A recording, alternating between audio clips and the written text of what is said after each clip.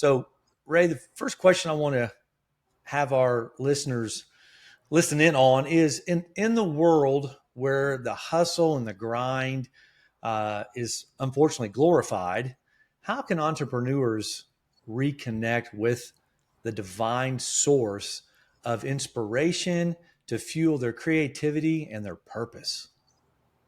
Well, I think first of all, entrepreneurs, in some circles, they would not be considered to be highly creative people. They're more functionary to some people.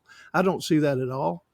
I see that they have to be highly creative, but just in a different way than the poet or the seer would be. Entrepreneurs to me are those who have the ability to access options. And that to me is one of the purest definitions of creativity, is to access options.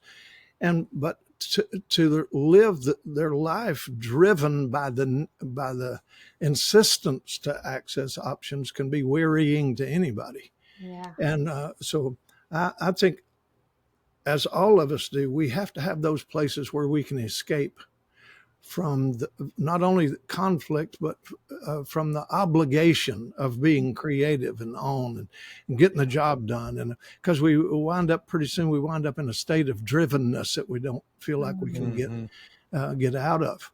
And entrepreneurs are that way. There's always obligation. There's always commitment. There's always deadlines.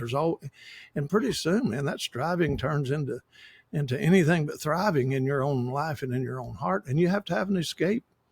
And I don't think it's necessarily one of those where you work yourself to the bone all year long and then go away for 2 weeks on a beach somewhere, because then you overdose on peace and you go back into the storm. And that's not life-giving either. So I think we have to have that a daily rhythm. Okay, sometimes deadlines and all that force us into sense of obligation, and we feel like we're completely out of sync and out of rhythm. We're just striving and fighting. But there are ways that you can access peace in the middle of the storm.